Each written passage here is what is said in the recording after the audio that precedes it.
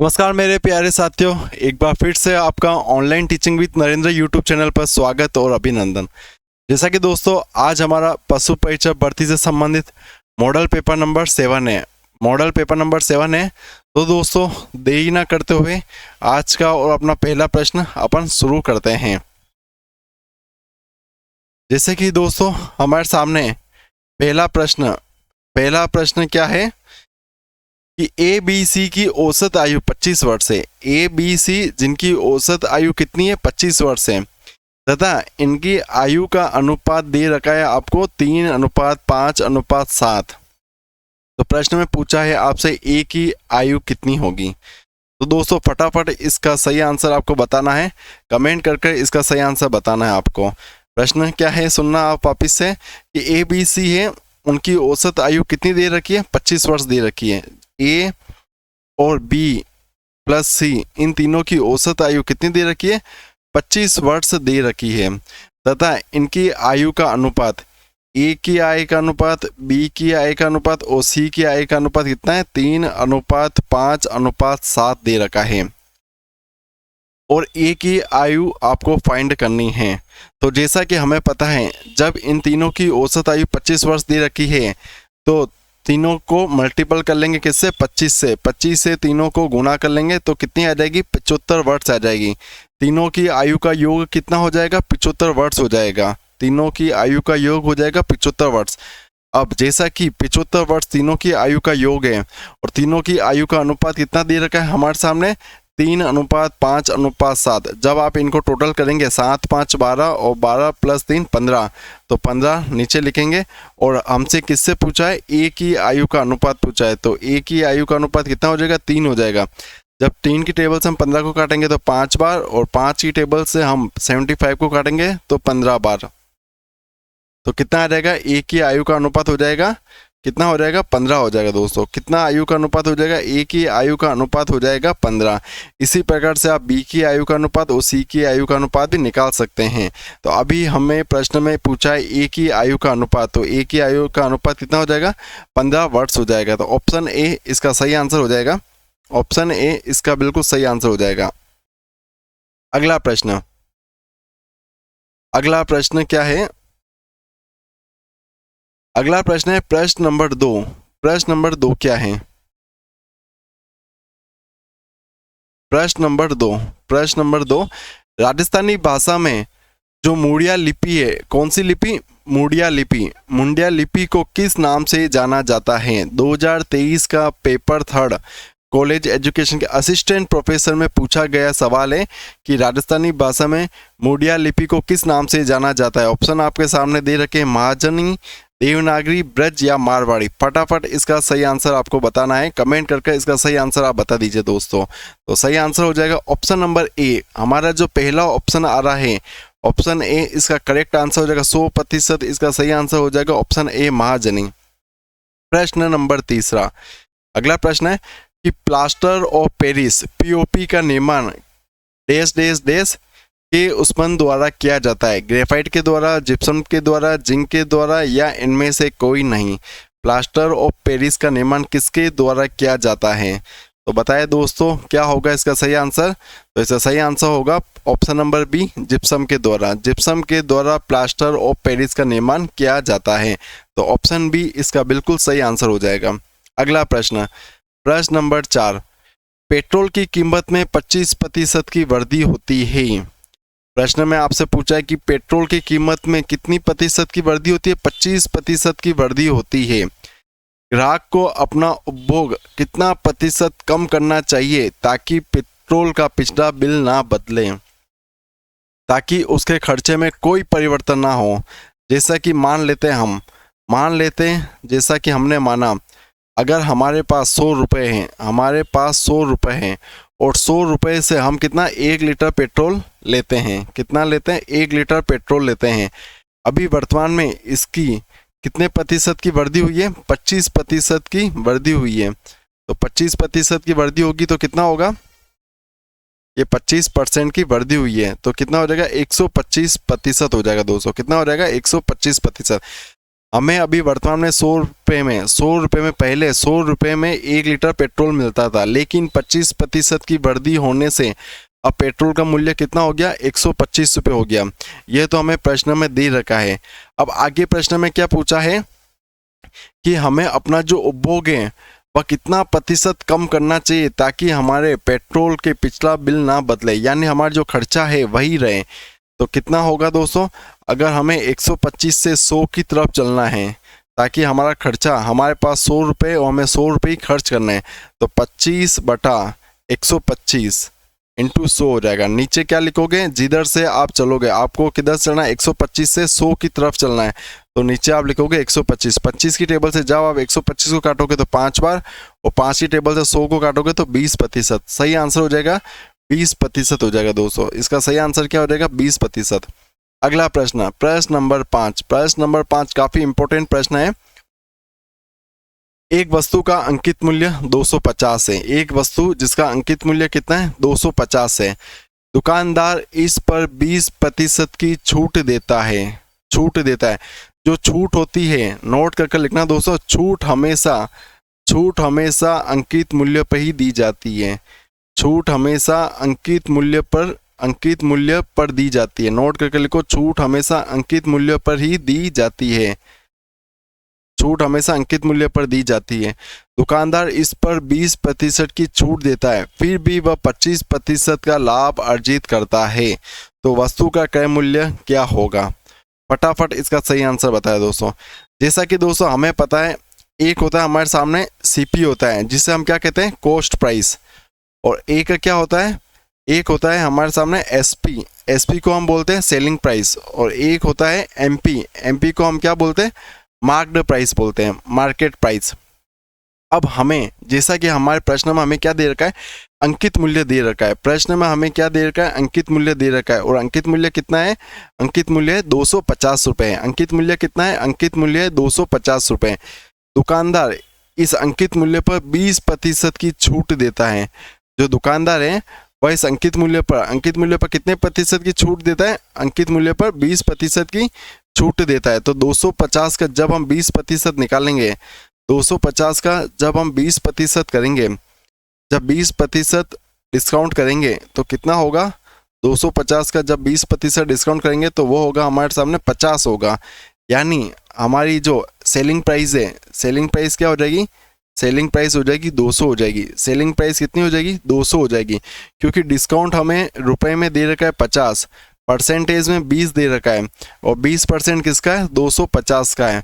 और जब 250 में से 50 लेस करेंगे तो हमें सेलिंग प्राइस प्राप्त होगी। क्या प्राप्त होगी, सेलिंग प्राइस प्राप्त होगी।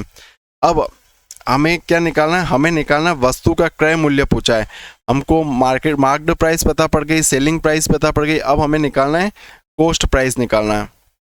अब प्रश्न में आगे दे रखा है, फिर भी वह 25% लाभ अर्जित करता है। तो लाभ किस पे अर्जित करेगा, जब वह माल बेचेगा। और माल कितने में बेचा, माल उसने बेचा है 200 रुपये में, तो 200 रुपये पर उसने कितना प्रतिशत मार्जिन प्राप्त किया है, 25%। तो 125 इंटू 100, क्योंकि कॉस्ट प्राइस हमेशा क्या होती है, 100 होती है। जब आप इसको काटेंगे 100 की टेबल 25 की टेबल से काटेंगे 4 बार, और ये कटेगा 5 बार, तो 5 की टेबल इसको काटेंगे तो कितनी होगा, 4 बार। 40 इंटू 4 करेंगे, जब आप 40 इंटू 4 करेंगे तो हमें कॉस्ट प्राइस कितनी प्राप्त होगी, कॉस्ट प्राइस हमें प्राप्त होगी 160 रुपये कॉस्ट प्राइस प्राप्त होगी। तो हमारा जो 160 है ये तो हमारी सीपी हो जाएगा, और ये हमारा हो जाएगा एसपी, और ये 160 क्या हो जाएगा, हमारे सीपी। तो ऑप्शन सी बिल्कुल इसका सही आंसर हो जाएगा, ऑप्शन सी। कमेंट करके बताना आपका क्या आंसर आ रहा है। और जो फ्रेंड्स हमारे चैनल पर नए हैं, जिन्होंने अभी तक चैनल को सब्सक्राइब नहीं किया है दोस्तों, तो फटाफट जाकर लिंक पर आप सब्सक्राइब कर दीजिए। और आपको अगर पीडीएफ चाहिए दोस्तों, तो टेलीग्राम के डिस्क्रिप्शन में आपको लिंक दे रखा है, वहाँ पर जाकर आप पीडीएफ प्राप्त कर सकते हैं। अगला प्रश्न है प्रश्न नंबर 6।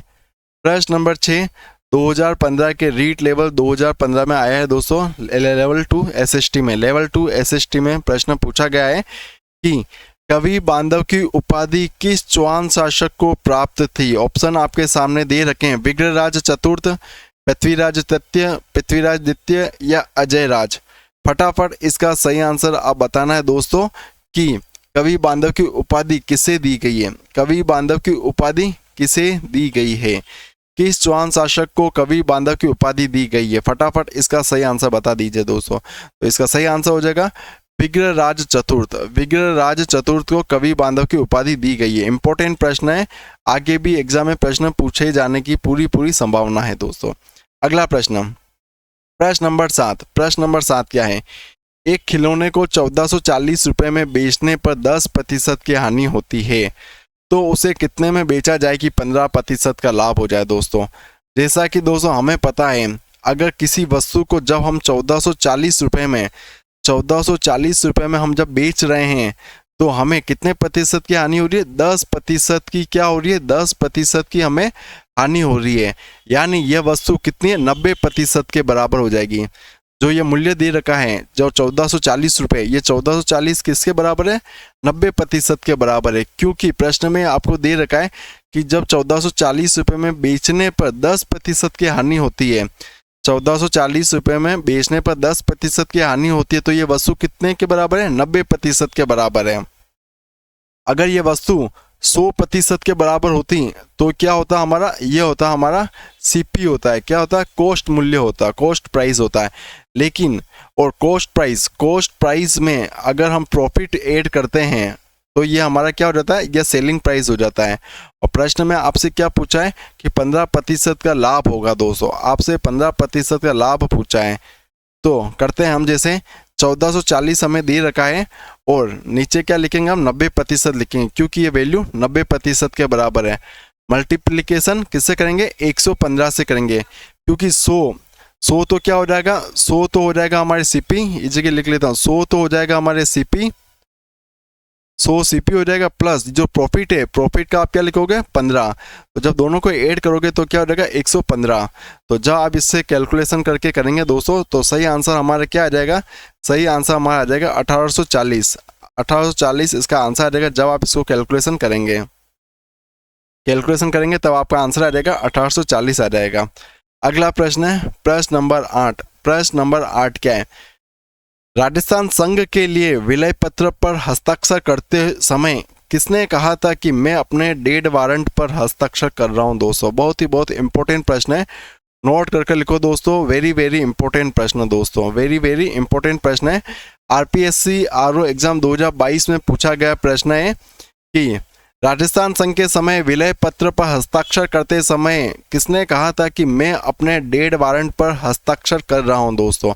कोटा के महाराव भीम सिंह ने, या जयपुर के मान सिंह ने, या बांसवाड़ा के चंद्रवीर सिंह ने, या मेवाड़ के भोपाल सिंह ने दोस्तों? तो सही आंसर इसका निकल कर आ रहा है दोस्तों ऑप्शन नंबर सी, बांसवाड़ा के महारावल चंद्रवीर सिंह ने कहा है दोस्तों। ऑप्शन नंबर सी इसका सही आंसर निकल कर आ रहा है दोस्तों।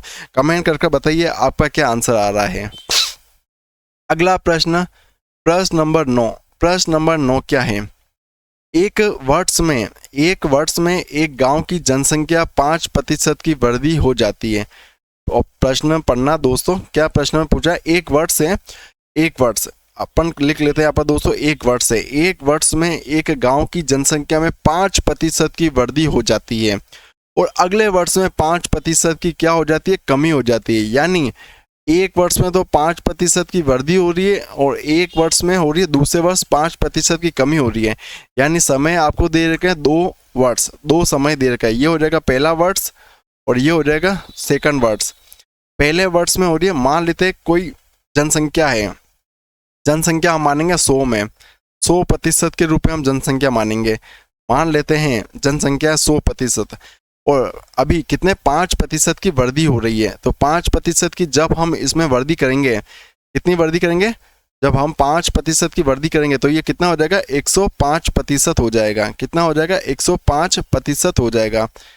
105% हो जाएगा। अगले वर्ष की बात करें तो अगले वर्ष की हम बात करें तो अगले वर्ष क्या बोला है कि इसी में ही 5% की क्या हो रही है? 5% की कमी देखने को मिली है।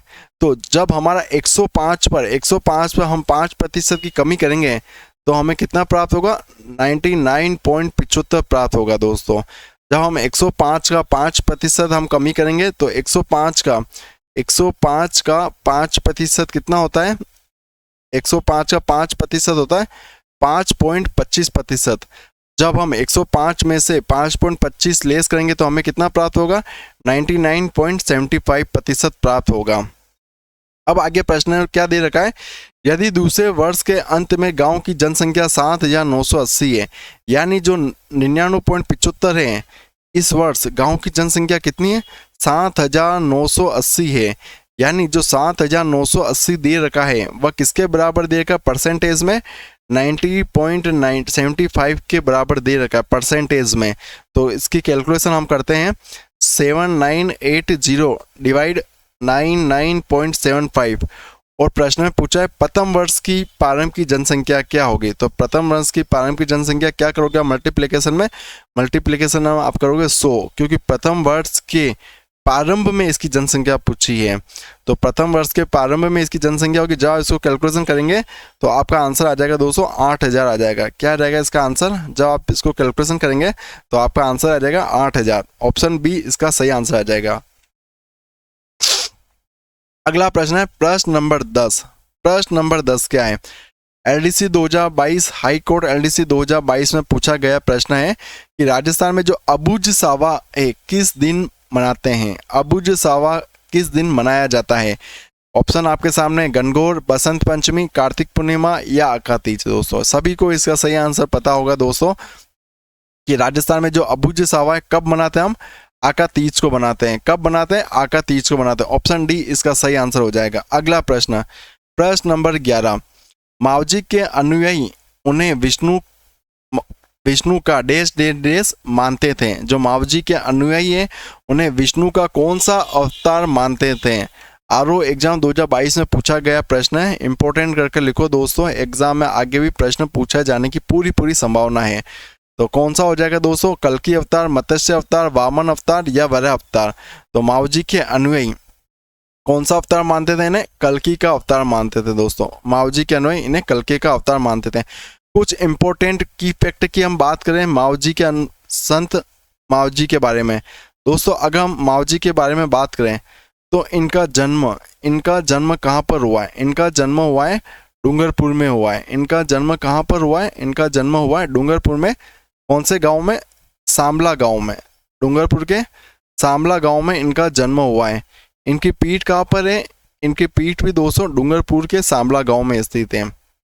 एक प्रश्न और बनता है यहाँ पर, जो हमारा त्रिवेणी संगम बनता है, त्रिवेणी संगम कौन सा? सोम माही जाखम वाला।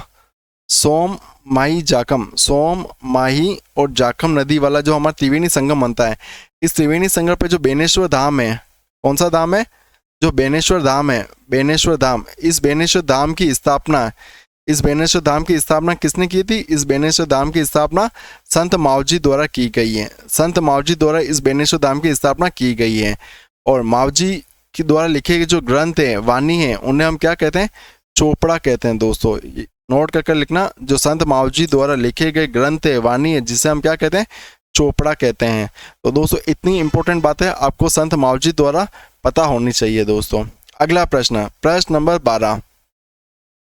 थेवा कला के लिए प्रसिद्ध परिवार कौन सा है? काफी बार एग्जाम पूछा गया है थेवा कला। सीटी 2022 में पूछा गया दोस्तों, थेवा कला के लिए प्रसिद्ध कलाकार कौन है दोस्तों? थेवा कला कहाँ की प्रसिद्ध है? पहला प्रश्न तो हमारा ये बनता है कि थेवा कला प्रतापगढ़ की प्रसिद्ध है दोस्तों। कहाँ की प्रसिद्ध है? प्रतापगढ़ की प्रसिद्ध है। इंपॉर्टेंट है कि थेवा कला कहाँ की प्रसिद्ध है? प्रतापगढ़ की प्रसिद्ध है। अब प्रश्न में पूछा कि थेवा कला से संबंधित कौन सा परिवार प्रसिद्ध है दोस्तों?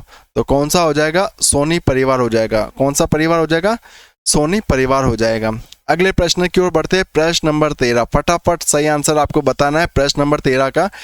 ऊँटों के देवता के रूप में किसे पूजा जाता है? सभी को पता होगा दोस्तों इसका सही आंसर। लोक देवता से संबंधित काफी बार एग्जाम में पूछे जाते हैं प्रश्न, और जो ऊँटों के देवता के रूप में तो बहुत बार पूछा गया है दोस्तों। प्रश्न इंपॉर्टेंट है, प्रश्न है कि ऊँटों के देवता के रूप में किसे पूजा जाता है दोस्तों? ऊँटों के देवता के रूप में पूजा जाता है लक्ष्मण जी को दोस्तों। किससे पूजा जाता है? लक्ष्मण जी को। अब लक्ष्मण जी कौन है दोस्तों? तो लक्ष्मण जी हो जाएंगे हमारे पाबू जी। कौन हो जाएंगे दोस्तों? लक्ष्मण जी हो जाएंगे पाबू जी। और पाबू जी का ही उपनाम है दोस्तों, पाबू जी का ही उपनाम, ये उपनाम है लक्ष्मण जी। लक्ष्मण जी क्या है? इनका उपनाम है। इनका उपनाम है पाबू जी का। पाबू जी का उपनाम क्या है? लक्ष्मण जी। और ऊँटों को लाने का श्रेय राजस्थान में सर्वप्रथम, राजस्थान में नोट करके लिखो, राजस्थान में सर्वप्रथम ऊँट लाने का श्रेय किसे दिया जाता है? राजस्थान में सर्वप्रथम ऊँट लाने का श्रेय दिया जाता है, ऊँट लाने का श्रेय पाबू जी को दिया जाता है दोस्तों। किसे दिया जाता है? पाबू जी को दिया जाता है। तो सही हो जाएगा ऑप्शन नंबर सी, पाबू जी। और रायका और रेबाड़ी जाति में इनकी आराधना की जाती है दोस्तों, पाबू जी की। तो ऊँटों के देवता के रूप में कौन प्रसिद्ध है दोस्तों? तो पाबू जी हो जाएंगे। अगला प्रश्न है प्रश्न नंबर 14, राजस्थान इतिहास का जनक किसे कहा जाता है? कंप्यूटर एग्जाम 2018 संगणक में पूछा गया है, 2018 के संगणक एग्जाम में पूछा गया है कि राजस्थान इतिहास का जनक किसे कहा जाता है। ऑप्शन आपके सामने दे रखे हैं 4, जी.एन. शर्मा, श्यामल दास, जी.एच. ओझा या कर्नल जेम्स टोड। तो सही आंसर इसका निकल कर आ रहा है Colonel James Tod. Option D इसका बिल्कुल सही आंसर है। कमेंट करके बताना है दोस्तों आपका क्या आंसर आ रहा है। अगला प्रश्न है प्रश्न नंबर 15, काफी इंपॉर्टेंट प्रश्न है, वेरी वेरी इंपॉर्टेंट। स्टार लगा दीजिए दोस्तों इस प्रश्न पे। फूटा देवल मेला कहाँ आयोजित होता है? सीनियर टीचर ग्रेड 2 में पूछा गया प्रश्न है कि फूटा देवल मेला कहाँ आयोजित होता है? उदयपुर में, सिरोही में, राजसमंद में, डूंगरपुर में। दोस्तों फटाफट इसका सही आंसर बताएं, कमेंट करके इसका सही आंसर आपको बताना है। और जो दोस्तों अभी तक चैनल को सब्सक्राइब नहीं किया है दोस्तों, जो फ्रेंड्स नए हैं चैनल पर, वो एक बार इस वीडियो को लाइक शेयर और सब्सक्राइब कर दीजिए। और डिस्क्रिप्शन में जाकर टेलीग्राम चैनल को भी ज्वाइन कर लेना दोस्तों, ताकि वहाँ से आपको प्रतिदिन आपको PDF अवेलेबल कराई जा सके दोस्तों। तो फूटा देवल का मेला कहाँ आयोजित किया जाता है दोस्तों? तो ऑप्शन सी, राजसमंद। सही आंसर निकल कर आ रहा है राजसमंद। राजसमंद इसका बिल्कुल सही आंसर है। अगला प्रश्न है प्रश्न नंबर 16, पहाड़ को ताम्रवती नाम से भी जाना जाता है क्योंकि?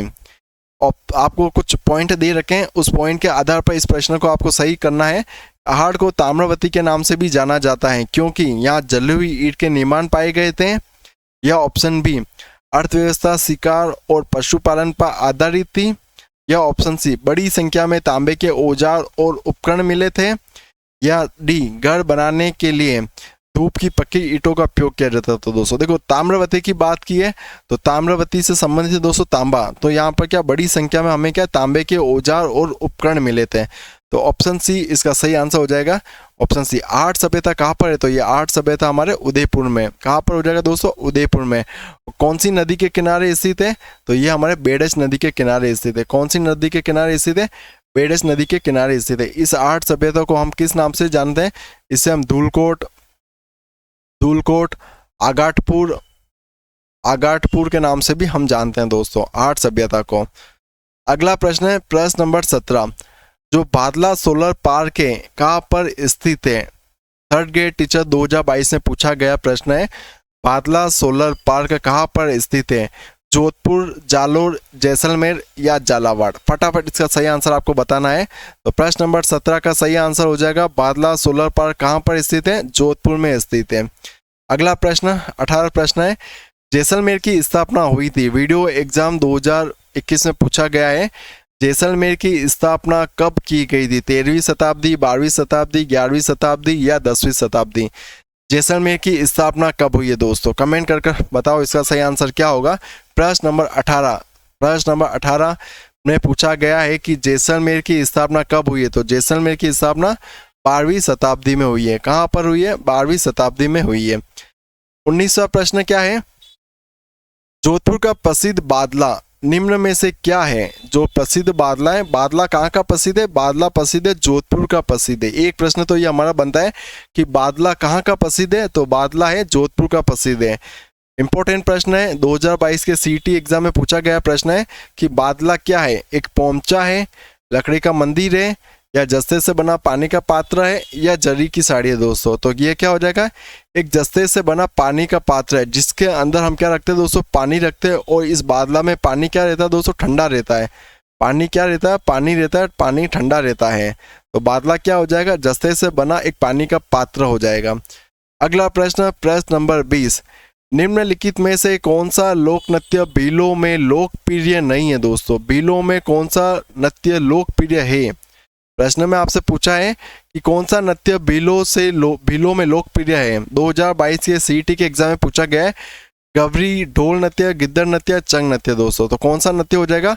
ऑप्शन ए हो जाएगा दोस्तों। जो ऑप्शन है ये गवरी नृत्य हो जाएगा दोस्तों। ढोल नृत्य की बात करें तो ये ढोल नृत्य कहाँ पर किया जाता है? जालोर में किया जाता है। कहाँ पर? जालोर में। जबकि गिद्दड़ और चंग नृत्य ये हमारे शेखावाटी क्षेत्र में देखने को मिलता है। कहाँ पर देखने को मिलता है? शेखावाटी क्षेत्र में देखने को मिलता है। तो इसका सही आंसर हो जाएगा प्रश्न नंबर 20 का ऑप्शन ए। दोस्तों आज का सेशन आपको कैसा लगा? अगर अच्छा लगा है दोस्तों तो लाइक, शेयर और सब्सक्राइब करना ना भूले। तो जय हिंद दोस्तों।